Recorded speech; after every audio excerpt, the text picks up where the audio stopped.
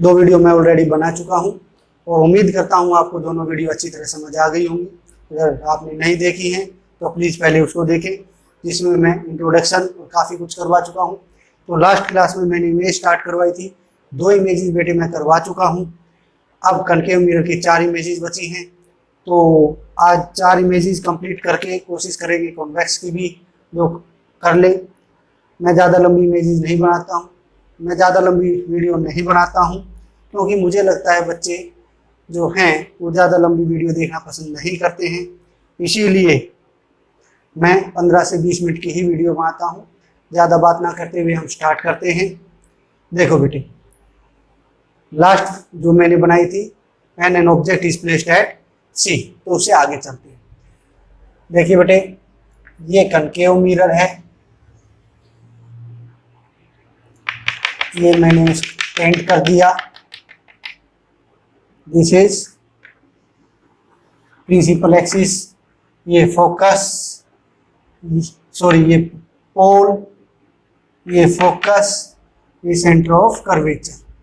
जितना डिस्टेंस ये है उतना ही डिस्टेंस ये है। मैं रफली ले रहा हूँ, आपको मेजर करके लेना है। सबसे पहली इमेज हमने की थी when an object is placed behind C, फिर एट सी। अब हम कहाँ लेंगे? सी और एफ के बीच में। तो मैं यहाँ लिख रहा हूँ थर्ड, बोर्ड स्लिप भी हो चुका है ज़्यादा।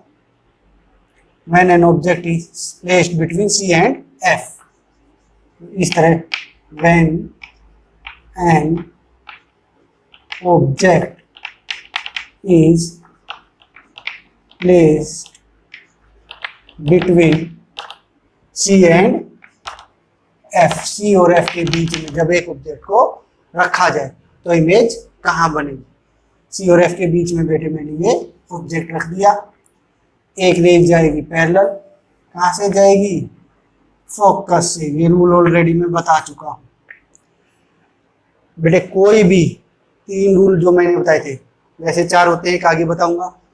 कोई भी 3 रूल में से 2 रूल हम लगा सकते हैं, लेकिन कोशिश करना जैसे मैं बना रहा हूँ वैसे बनाओगे तो आपके लिए इजी हो जाएगी। देखो बेटे, दूसरा थोड़ा सा बना लें हम।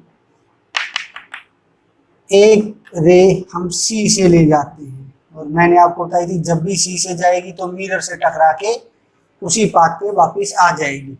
तो यहाँ पे इस साइड मिरर तो है नहीं, तो इसको आगे एक्सटेंड कर देते हैं और मिरर से टकराई and come back on the same path.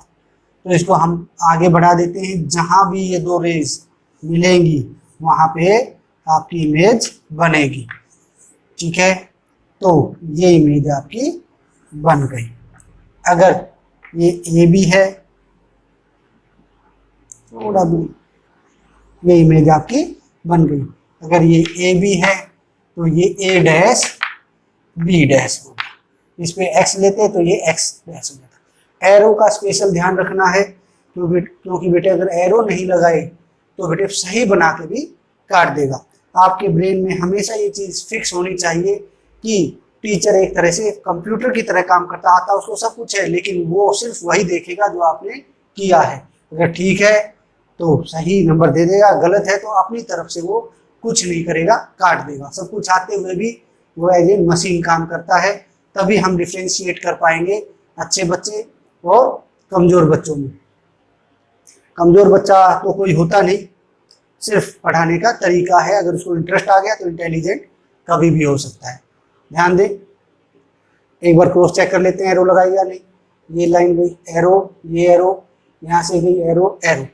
इसके बाद हमें 3 चीज़ लिखनी होती है, उसके बाद ही कंप्लीट मानी जाएगी। तो अब जो हम लिखेंगे वो इमेजेस के बारे में लिखेंगे। 3 चीज़ कौन कौन सी हैं? पहली पोजीशन, दूसरी साइज, तीसरी नेचर। देखो बेटे, पोजीशन ऑफ इमेज, कहाँ बनी इमेज की पोजीशन? जब इनके बीच में रखा तो सी के पीछे, तो हम क्या कहेंगे कि पोजीशन कहाँ इमेज की? बिहाइंड सी, सी के पीछे, behind C, centre of curvature. Size क्या है? ऑब्जेक्ट के मुकाबले बड़ा है या छोटा है? अंधे को भी दिख रहा है बड़ा है, तो कोई भी बता देगा बेटे ये बड़ा है और ये इमेज इसका है। हम कहेंगे larger than object, larger than object. Nature, मैं आपको पहले भी बता चुका हूं, इसकी टोटल कनकेव की 6 इमेजेस हैं। उन 6 में से 5 इमेजेस ऐसी हैं जो रियल इन्वर्टेड बनेंगी, सिर्फ एक को छोड़ के, जब ऑब्जेक्ट को पी और एफ के बीच में रखा जाएगा। तो या तो ऐसे याद कर ले, पी एफ को छोड़ के सारी रियल इन्वर्टेड, या दूसरा तरीका ये है, इस प्रिंसिपल एक्सिस के अगर नीचे इमेज बन रही है तो रियल इन्वर्टेड, अगर ऊपर बन रही है तो वर्चुअल एंड इरेक्ट। तो इस केस में नीचे बन रही है तो हम क्या लिखेंगे? Real and inverted, real and inverted. देखो बेटे मैं शॉर्ट फॉर्म में लिख देता हूँ एंड बिटवीन, आपको नहीं लिखना है, मेरा काम यहाँ समझाने का है, मुझे बोर्ड के एग्जाम नहीं देने हैं, आपको देने हैं, तो वहां पे ये चीज ना लिखे, पूरा पूरा लिखे। उम्मीद करता हूँ ये चीज आपको समझ आ गई होगी। अगर कोई प्रॉब्लम हो तो कमेंट में आप लिख सकते हैं। अब कहाँ रखेंगे? इन दोनों के बीच में भी हो गया, एक स्टेप और आगे की तरफ चलते हैं, खिसक जाते हैं, तो अब रखेंगे हम एफ पे। If an object is placed eight F, तो ये fourth image, fourth. If an object is placed eight F, सही है, कर देते हैं इसको रब। देखो बेटे प्रैक्टिस तो आपको करनी ही पड़ेगी, ठीक है, और एक बार इंटरेस्ट आ गया तो बेटे साइंस से आसान सब्जेक्ट कुछ नहीं है। एक बार करने लग गए तो बहुत ही, रटना नहीं है, एक बार समझा और खुद लिख दिया बस। क्रैम बिल्कुल नहीं करना है, समझना है, हर चीज को समझना है। ना समझ आए तो हम बैठे हैं, हम समझाएंगे, लेकिन रटना नहीं है बेटे। जो रटोगे तो वही चीज 3 घंटे में होगी, लॉन्ग टर्म के लिए फायदा भी नहीं है। अगर समझोगे तो वही चीज 15 मिनट में हो जाएगी। पोल, ये मिटो दूं पहले ही मैं ताकि कंफ्यूज ना हो। ये फोकस, ये सेंटर ऑफ कर्वेचर, थोड़ा पहले मिल गया, ये सेंटर ऑफ कर्वेचर। अब फोकस पे रख दिया। एक लाइन तो हमेशा पैरेलल ही ले जाते हैं, बिल्कुल उसी तरह से एक लाइन ले गया पैरेलल, कहां से जाएगी? फोकस से। ये तो याद भी हो गया होगा बच्चों को, एरो लगा दिया। दूसरी वही सी से ले जाए, तो ये ले गया सी से, टकरा के वापिस आ जाएगी, इसको आगे बढ़ा देंगे। देखो बेटे ये दोनों लाइन आपको वाइड होती जाएंगी, चौड़ी होती जाएंगी, ठीक है। और ये अगर चौड़ी हो रही है इसका मतलब ये, सॉरी बेटे मैंने अंदाजे से लिया है, ये वाइड नहीं जाएंगी, ये पैरेलल जाएंगी, ये देखिए। हाँ अब सही है, ये दोनों पैरेलल जाएंगी। मैं रफली साइज ले रहा हूँ, आप बिल्कुल मेजर करेंगे तो ये पैरेलल ही जाएंगी। मेरा इतना होने के बाद भी पैरेलल जा रही है तो आपका तो बिल्कुल एक्यूरेट आएगा। जब भी एफ पे रखेंगे तो लाइन पैरेलल जाएंगी, पैरेलल जाएंगी, इसका मतलब कहाँ मिलेंगी? इसका मतलब मिलेंगी नहीं। लेकिन फिर पोजीशन क्या लिखेंगे सर? जैसा क्वेश्चन वैसा रिप्लाई, वैसा आंसर। अब वो कह रहा है इसकी पोजीशन कहाँ मिलेगी, तो हम भी उसी तरह लिख देंगे, मिली नहीं रही एट इंफिनिटी। ये इंफिनिटी का निशान होता है,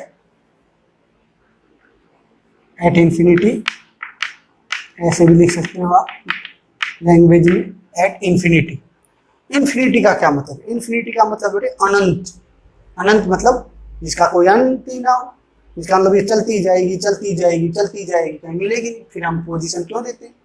तो अगर कहीं बहुत बड़ा माउंटेन मिल जाए बहुत दूर जाके, तो वहां पे इमेज बन सकती है, क्योंकि वहां पे रुक गया, दोनों लाइन मिल, उनके बीच में ऑब्स्टेकल आ गया, तो इसीलिए हम इसको इंफिनिटी लिखते हैं, अदरवाइज नहीं बनेगी। साइज क्या होगा? अगर हम पहले वाली कंडीशन मान लें, बहुत दूर कोई बहुत बड़ी दीवार या माउंटेन हट गया, बीच में आ गया, तो क्या इमेज छोटी बनेगी बड़ी बनेगी? बहुत बड़ी बनेगी बेटे। जाते जाते कहीं बनेगा तो सोच लो कितनी बड़ी होगी। तो हम इसको बोलेंगे हाईली एनलार्ज, हाईली एनलार्ज। बहुत बड़ी, एनलार्ज्ड। नेचर क्या होगा, नीचे की तब बनेगी तो प्रिंसिपल एक्सिस के नीचे ही बनेगी, तो हम कहेंगे real and inverted, real and inverted. उम्मीद करता हूं ये भी आपको अच्छी तरह समझ आ गया होगा। अगर ना आया हो तो पूछ सकते हैं, कमेंट डाल सकते हैं। अगर अच्छी तरह समझ आ रहा है तो इसके नोट्स जरूर बना लेना, कि बार बार वीडियो ना देखनी पड़े, बहुत टाइम खराब होता है। एक बार जब आप मेहनत कर ही रहे हो तो साथ साथ में नोट्स बना ले, लिख ले, ठीक है। ये नोट्स आपके बहुत काम आएंगे बाद में। अब अगली इमेज कहाँ रखे, पी और एफ के बीच में। If an object is placed between P and F, and an object is placed between P and F, pole और फोकल लेंथ के बीच में रखे तो तब इमेज कहाँ बनेगी। मुझे तो याद है इन्फिनिटी पे बनेगी, सॉरी बिहाइंड द मिरर बनेगी। इसी तरह आपको भी याद होना चाहिए। तो आपकी इमेजेस अगर गलत बनती भी हैं तो आप उसको ठीक कर सकते हो, और न्यूमेरिकल में भी बहुत हेल्पफुल होगा अगर आपको इमेजेस याद है, क्योंकि न्यूमेरिकल में भी वो इमेजेस बनवा लेता है। जब मैं इमेज न्यूमेरिकल करवाऊंगा तो आपको इन इमेजेस की वैल्यू का पता चलेगा, और एक बार अच्छी तरह इमेजेस आ गई तो न्यूमेरिकल भी यू हो जाएंगे। बिल्कुल आसान है, कुछ है ही नहीं न्यूमेरिकल में। वैसे ही टीचर उसका हुआ बना देते हैं, डरा देते हैं बच्चों को, कुछ भी नहीं। और ये आपके 12th में भी चैप्टर है, आपके काम आएगा कोई जो साइंस लेगा। तो तीसरी इमेज, पांचवी image, when an object is placed between P and F, concave mirror,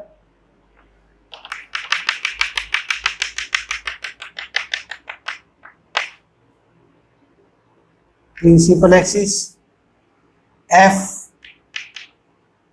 C centre of curvature, इन दोनों के बीच में ऑब्जेक्ट, ठीक है। अब मुझे एक बात बताएं, अगर बेटे इस केस में मैं एक लाइन पैरेलल ले जाऊं, कहां से जाएगी, एफ से जाएगी, कंसीडर किया अभी। अब मान लिया ये मेरी मोमबत्ती रखी है, कैंडल रखी है, ये ऊपर जल रही है, ये लाइट है, या इसकी लाइट गई। अब ये रे गई, यहां से जा रही है, तो वैक्स कैंडल सॉलिड है, क्या इसको पार जाने देगा? कोई भी सॉलिड चीज है लाइट को क्या जाने देगी? नहीं। क्या इस दीवार के पीछे इसकी लाइट चली जाएगी? नहीं जा पाएगी, तो रोक लेगा। अगर हम पैरेलल ले जाएंगे, फोकस से ले जाएंगे, तो ये गलत हो जाएगा, ठीक है। कई टीचर करवा देते हैं, बाय मिस्टेक करवा देते हैं, तो इसको कभी भी ऐसे नहीं ले जाना। इसके लिए एक फोर्थ रूल है, उस टाइम मैंने नहीं बताया था, यही यूज हो रहा है, तो अब बता देता हूँ। मान लिया कनकेव मिरर है, कहीं भी ऑब्जेक्ट रखा है, सी एफ कहीं भी, ये एफ मान लिया, ये सी मान लिया। अगर बेटे ये किसी एंगल पे जाता है, ये पोल के साथ प्रिंसिपल एक्सिस के साथ कोई एंगल बनाता है, तो उसी एंगल के साथ वापस निकल जाएगा। ये भी रूल है। अगर ये 45 डिग्री है तो ये 45 डिग्री ही बनाएगा। लॉज ऑफ रिफ्लेक्शन में भी बताया था मैंने, angle of incidence is always equal to angle of reflection, वही चीज है। ये 30 बनाएगा तो ये 30 बनाएगा, ये रूल हम इसमें लगाएंगे, ठीक है। तो देखते हैं, ये एक ऑब्जेक्ट रख दिया है, ये लाइन गई पैरेलल, सॉरी पैरेलल तो ले जा नहीं सकते, आदत हो गई है बनाते बनाते। एंगल पे जितना एंगल ये बनाएगा, आपको डी से नापने की जरूरत नहीं है, प्रकार लेना और इसको नाप लेना और नीचे वहीं पे निशान लगा देना, और उसी एंगल से ये निकल जाएगा, ठीक है। डी से भी नाप सकते हो, इस प्रकार से जल्दी हो जाएगा। अब ये रे आई, ये चली गई। अब एक मैं क्या करता हूं कि ये बेटे एफ हो, जितना एफ है उतना ही सी नहीं है, ये हमारा गलत बनेगा। अंदाजा लिया मैंने, एफ यहां होना चाहिए, या इसको थोड़ा सा अंदाजे से ले रहा हूं इसलिए गलत हो रहा है। आप प्रकार से लोगे तो बिल्कुल सही बनेगा। ये मैं थोड़ा सा लंबा ले लिया एफ, और ये सी। ध्यान दें, ये मैंने ऑब्जेक्ट रख दिया, ये एंगल पे गया, ये एंगल पे आ गया, ये मैं सी से ले गया, टकरा के मिरर से वापिस आ जाएगा। इसको एक्सटेंड करो, इसको एक्सटेंड करो। देखो बेटे, मैं बना रहा था, मुझसे गलती हो गई, तो मुझे कैसे पता चला गलत हो गया? क्योंकि मुझे पता है इमेज बिहाइंड द मिरर बनेगी और उस केस में नहीं बन रही थी, तो इसीलिए मुझे पता लग गया, इसलिए मैंने ठीक कर लिया। ठीक है, अब मुझे बताओ, ये दोनों वाइड जा रहे हैं, बिल्कुल वाइड, और जो चीज़ वाइड चौड़ी होती चली जाती है वो कभी मिलेगी? कभी नहीं मिलेगी, वो कभी नहीं मिलेगी। इसीलिए हम इसको क्या करते हैं, ये लाइन मेरी सीधी नहीं है, ये जाएगी, हम इसको आगे बढ़ा देते हैं। तो इसको आगे बढ़ाएंगे और इसको भी आगे बढ़ा देंगे, तो जहाँ पे ये मिलेंगे वहाँ पे इमेज बन जाएगी। अगर ये ए बी है, एफ यहाँ लिया था हमने, एफ और सी के बीच में, और सी यहाँ लिया था। अगर ये एफ थोड़ा पीछे ले लेना, क्योंकि ये इसको थोड़ी आगे ले लेना, ये ए बी है, तो ये ए डैश बी डैश। उम्मीद करता हूँ बिल्कुल समझ आ गया होगा, एरो के निशान भी लग गए हैं। तो तीन चीज कौन कौन सी लिखेंगे? पोजीशन, साइज और नेचर। पोजीशन क्या होगा? Behind mirror. मेरी लाइन टेढ़ी जा रही है क्योंकि मैं हाथ से बना रहा हूँ, आप स्केल वगैरह से बनाएंगे सीधा हो जाएगा। Position behind mirror, behind mirror. Size क्या होगा? जिसमें बेटे ऊपर बन रहा है प्रिंसिपल एक्सिस से ऊपर, इसीलिए इसको virtual and erect, virtual and erect, virtual and erect. यही एक कंडीशन है जिसमें वर्चुअल इरेक्ट बनती है। नेचर क्या होगा? ओहो, नेचर में लिखना था वर्चुअल इरेक्ट, वो क्या रहा है? Virtual and erect. साइज क्या होगा?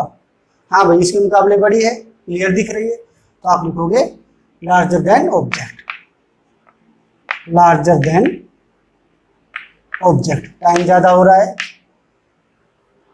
और मैं कोशिश करता हूँ 20 मिनट के अंदर अंदर आपकी वीडियो बना लूँ, तो फटाफट एक लास्ट इमेज बना रहे हैं।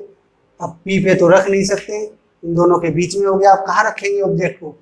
अब हम रखेंगे इन्फिनिटी पे। सर इन्फिनिटी पे कैसे रख सकते हैं? इन्फिनिटी का मतलब है कि हम रखेंगे कहाँ पे बेटे? इधर और इधर दोनों तरफ पॉइंट। अभी ये थोड़ी सी क्रेम करनी पड़ती है इमेज। इन्फिनिटी का मतलब होता है जब बहुत दूर से लाइट आती है, जब मून से आती है, जब स्टार से आती है, जब सन से आती है, उनका डिस्टेंस हम मेजर नहीं कर सकते। ये नहीं है कि हम मीटर स्केल लेके और उसको मेजर करने लग जाए, पॉसिबल नहीं है, तो उसको इन्फिनिटी माना जाता है। तो लास्ट इमेज है ये, देखते हैं। If when an object is placed eight infinity, infinity,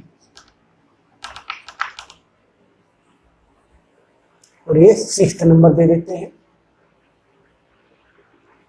है बिल्कुल आसान, सबसे आसान है ये इमेज।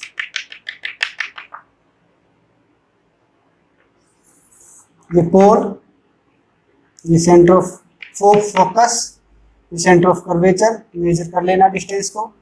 जब भी इन्फिनिटी पे रखते हैं हम, वो सी एफ का ध्यान नहीं रखते। आप कहीं भी एक पॉइंट ले सकते हो, इधर इधर इधर इधर ऊपर नीचे, सी और एफ को नहीं देखते। एक ऑब्जेक्ट एक मैंने ले लिया यहाँ और एक ले लिया यहाँ, दोनों तरफ लेते हैं, दोनों, एक इस तरफ एक इस तरफ, दोनों एक साइड भी ले सकते हैं।